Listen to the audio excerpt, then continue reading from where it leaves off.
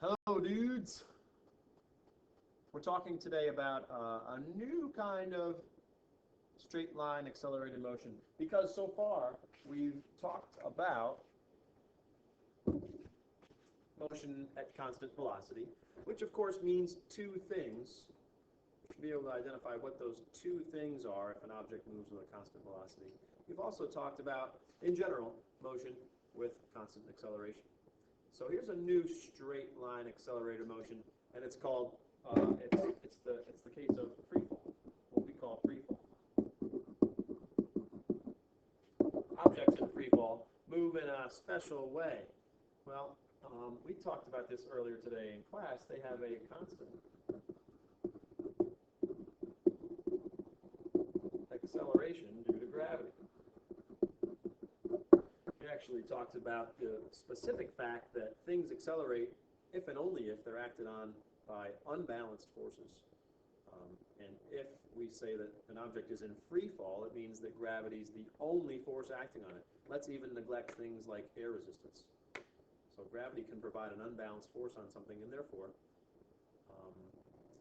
create an acceleration, a constant acceleration.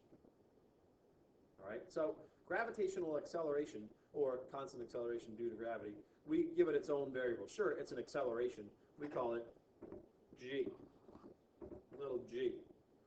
Okay, and here's an assumption. We assume that we talk about g near the surface of the Earth. G is quote unquote constant near the surface of the Earth. It's really not. But let's forget about that for a while. Soon we'll talk about how g varies as a function of separation from the Earth's surface. Okay?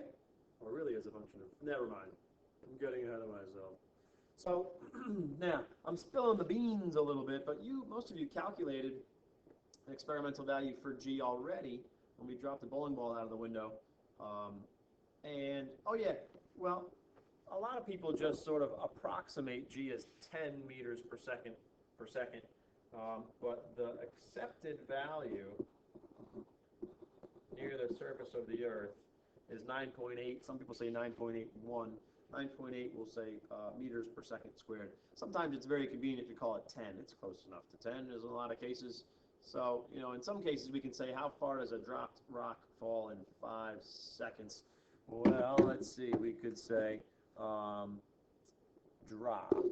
Well, that's a delta. Oh, no, it's not delta x, dummy. That's a v naught 0. We have a t of 5 seconds. How far? And we know a is g. Let's call it 10. You'll get used to the cases where 10 is more convenient, or it's just as easy to use 9.8. How far? Let's see these things. Oh yeah, this looks like it's going to be one of these. Right? The whole first term goes away. Get used to doing that when you see a v naught of 0. So this is 1/2 gt squared. Let's see. 5 is 1/2 g. T squared is 25. Delta x, 125 meters. Yeah? Now, one thing I want you to get used to is this idea. Acceleration due to gravity always comes from the force of gravity. The force of gravity on any object is always, quote unquote, downward. Really towards the center of the Earth. But saying downward is okay for us. So we should get used to doing something like that. Maybe even something like this. At some point we'll have to use some sign convention to talk about our direction. But what I did here, whether or not I was explicit about it, was say 1/2 g is just 5 meters per second squared. And notice I left it positive. So I actually made a sign convention that says down is positive. Notice I got a positive answer. The thing moves downward. Its change in position is from high to low. Okay? Now, how far does it fall in 10 seconds? Well, same process, delta x, 1/2 gt squared, but now t is 10. Notice, we double the amount of time that it falls for. But if we go through the math here, let's see, 5 is 1/2 g times 100. That's 500 meters. Well, that's kind of weird, isn't it? 500 meters down again, right? Notice that we multiplied the time of travel by 2, but the magnitude of the displacement changed by a factor of 4. Well, why is that? Tell me tomorrow. Why?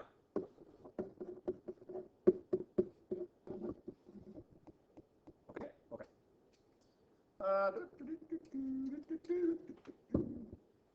Okay. Let's talk about a couple of examples. First, an object that is thrown up. Can you hear that? It makes a good sound. Yeah. Look at the. Yeah, good. So, cannonball launched vertically in a really dumb military exercise. From the instant it leaves the cannon, it takes 8 seconds to reach max height. What's the ball's speed at the instant it left the cannon? Well, here's stuff we know. Oh yeah, look, dig it. I'm choosing a sign convention. A great idea in any free fall problem.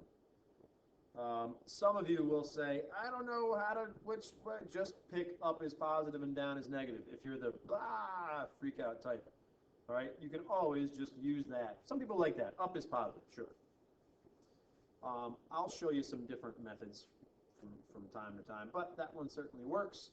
If we do that, oh yeah, here's a big one.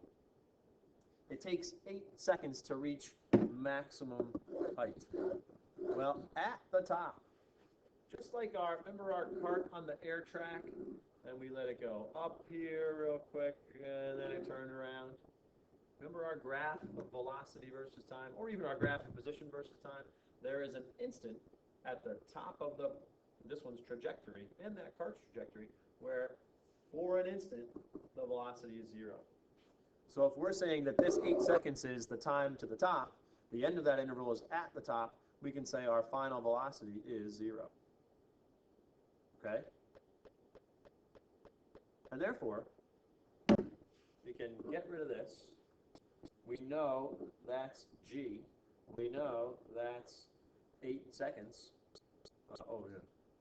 So sure, solve for v naught.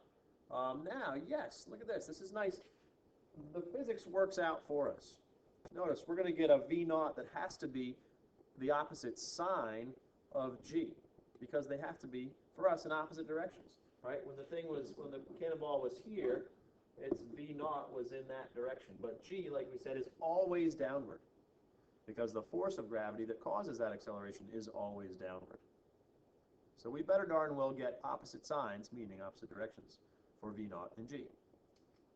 So we substitute g of 10 meters per second squared, p of 8 seconds, and there's our v naught.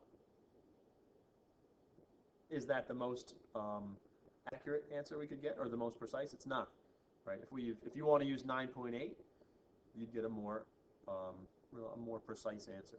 If you want to use 9.81, you'd get even more precise than that. But 10 is okay. Upward, sure, upward. How high does it go? Several ways to do this. Several ways to do it. Here's one. We can substitute all the stuff that we know. We know v naught. We know t. Now notice v naught upward. A, and if you want to write 1/2 gt there, that's okay. That's downward. So notice I use positive to mean up because that's my sign convention. I use negative to mean down because that's my sign convention. And we have to put direction into our equation. So that's 640 on the positive minus 64 is 640, but half of that 320. Yeah, 320 on the way up. Our answer is positive, which means upward. Sure it is. It went up. The other probably, there's more that shows up here, but I'm going to end up skipping over it real quick. You know, the most straightforward way to do this probably is just do this. We don't even need the acceleration. We know this thing goes from 80 meters per second to 0 meters per second. The average velocity is 40 meters per second. Up. Well, forget up, let's just call it positive. Times 8 seconds. Oh, of course it's 320 meters up. You can do it with the v squared is v naught squared plus 2a delta x also. But yeah, I'll just show you a couple of ways. Fair enough? I mean, these are just the same old kinematics problems, but now we use a specific value for g. The sign convention stuff gets harder. Blah, blah, blah, blah, blah, blah, blah, blah, blah, blah. Good. Object thrown down. We throw a stone straight down. We can do dropped problems. We actually did a dropped problem when we dropped that bowling ball out of the window. No big deal there. We throw this stone straight down off a bridge, 30 meters up. It has that initial speed. How fast is it moving at the instant before it hits the water? Well, we can start here. We know, well, that it's thrown downward. Oh yeah. So maybe we go here. We say, all right, it was thrown downward. G is downward. It actually ends up lower than where it started. So all these things are downward. Why don't I just make downward the positive direction? Wait, I thought you said upward was positive. That's in the last example. Every case you can look at you can look at on its own. Within any certain problem, you have to keep your sign convention the same thing, your directional convention the same thing. But we can choose it or change it from problem to problem. All right, so yeah, I'm going to use downward as positive. And if we solve for v by taking the square root of both sides, notice we can keep all those things positive.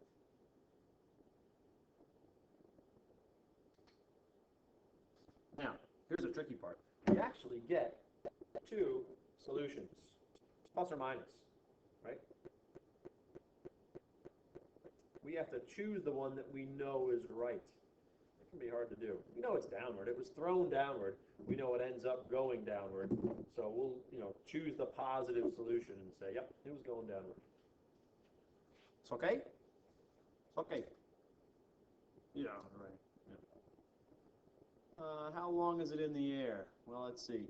Now we know a V naught and a V final, and we know a delta, and we know a G, right? A lot of these I wish I had put in G in there. Oops, it's like an AJT. Let's see if I can make it just right. G, sure. GT. Let's solve for T. There's our Sifu. Yep. Now, why do I use 9.8 here? Well, because I'm taking square roots of things. I don't know what the square root of 10 is, let alone the square root of 9.8. And if I'm dividing, well, I guess dividing by 10 would be a lot easier than dividing by 9.8, but, it doesn't matter. All right, we get 1.4 seconds. Okay? And notice, downward, so it's positive. Downward, so it's positive. Downward, so it's positive. T always has to come out positive. If T ever comes out negative, there's something wrong with your sign stuff. Yeah. Okay? T should never, ever come out negative. All right? Now, one thing to show you, this is kind of a mouthful. Yeah, and a slide full at least. Same problem. But let's say we just know. All right, what I'll tell you is, if we know it was, let's say it was dropped. That means for us that V naught is 0. And if we know delta x, let's say, is this 30 meters, and A is G, let's call it 9.8 meters per second squared. Again, downward, downward. And we want to know how long it spends in the air. Well, the equation that has these four things in it is delta x is V naught t plus 1/2 gt squared. The friendly thing about this scenario is that that goes away. Yeah? And then we can Sifu for t. We get 2 delta x is gt squared. So divide by g, that's t squared. So take the square root. This is a very common solution that you'll get used to coming up with. 2 delta x, the square root of 2 delta x over g, or a. All right, you'll get used to that. However, this one doesn't have a v naught of 0. So we can't do this friendly part here. We can't get rid of that whole term. All right, and it turns into a quadratic equation. Okay, I want to show you this. This is pretty neat. I said once, a day or two ago, that you can typically solve a problem with one equation or with a combination of the other two, or another two. Okay, so we could solve this equation using the solution to the quadratic equation, because dig it, we can rewrite this as 1/2 gt squared plus v naught t minus delta x equals 0. And that is of the form ax squared plus bx plus c equals 0, the generic quadratic equation, where the coefficients of these things, right, a apparently is 1/2 g, b is apparently v naught, c is apparently negative delta x, and then you could plug into, let's see, x is negative b plus or minus the square root of b squared minus 4ac all over 2a.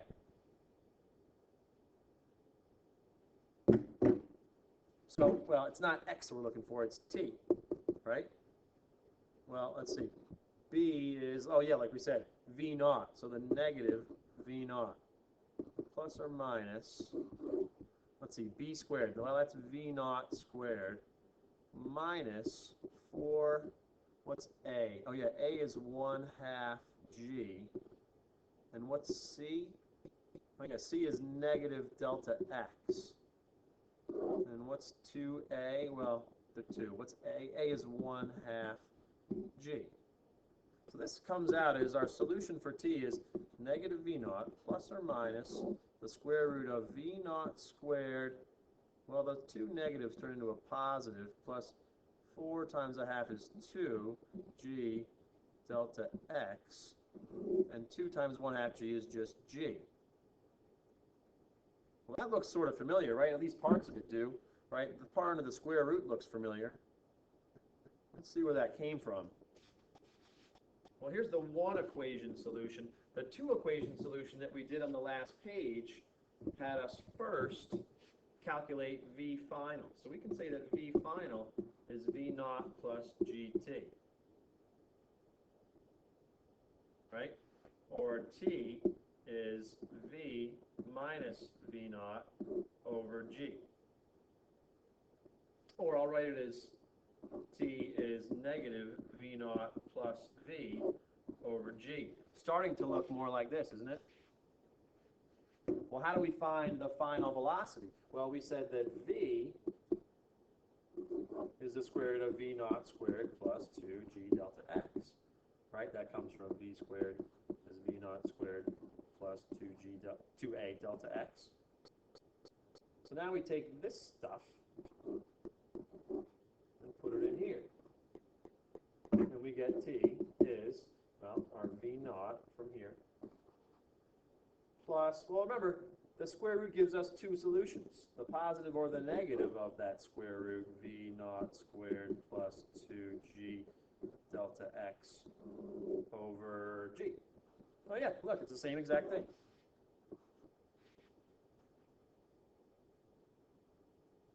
So here's the short story. Now this looks like a pain. A lot of you are probably bleeding from the eyes right now, but that's okay. A lot of you followed this. Some of you followed this, and you say, yep, I know the solution to a quadratic equation, and you were able to follow how we picked off what each coefficient a and b and c was actually representing in our real physics equation that's quadratic, and you were able to get to here okay. Some of you are okay with this idea. I can solve an equation, solve a problem with one equation or with a combination of another two. Well, either way, we end up at the same thing. If I were you and you ever see this problem where they don't, it's not one of, oh boy, it's not one of these where v naught is 0, I would first just go ahead and find the final speed, and then use that in this one. It's rare that you see those, but they're out there. Okay? And why am I not solving?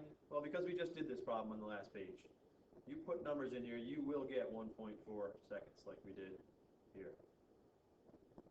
Okay? All right. Yeah, we'll do that one soon. And that's all, folks. You're going to calculate velocities at each interval, right? For your Spark Timer Lab. You're going to have a nice data table of those ready for me to look at tomorrow. We should be ready to graph when you walk in tomorrow, and or ready to solve some more free fall problems. Okay, folks? Okay. I bid you a fond farewell.